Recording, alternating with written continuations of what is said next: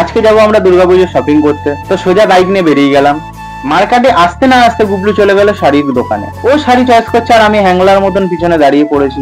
দুটো শাড়ি দেখতে না দেখতে 3 নম্বর শাড়িটা পছন্দ হয়ে গেল, কিন্তু সেটা না নিয়ে আগের শাড়িটাই নিয়ে নিল। তা আমরা ছেলে মানুষ, আমাদের কাজই বউকে টাকা দেওয়া। তা টাকাটা বের করে দিয়ে শাড়িটা নিয়ে নিলাম। তারপর একটা দোকানে গিয়ে ওর জন্য আরেকটা ড্রেস চয়েস করে আমি নিয়ে নিলাম। তো তারপর আমার জন্য তো কিছু কিনতে হবে, তা চলে গেলাম একটা দোকানে। তারপরে জামা কাপড় নিয়ে সোজা চলে গেলাম একটা রোলের দোকানে। তো ওখানে দুটো রোল অর্ডার দিতে না দিতেই দাদা নিজের কেরামতি শুরু করে দিল।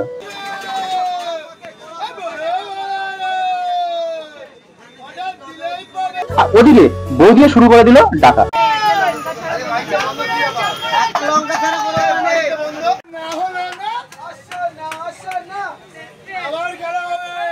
তো আমার বউ আছে বলে আমি ওইসব দিকে কান না দিয়ে আমি নিয়ে নিলাম বৌদির সেই দোকানের জাম্বো রোল। সেটা নিয়ে আবার গুবলু নিজের মাথার সাথে কম্পেয়ার করছে। তো লোকেশনটা বলে দিই, দোকানের সোদপুর স্টার মলের একদম সামনে। তো আমরা খাওয়া শুরু করে দিলাম জাম্বো রোল।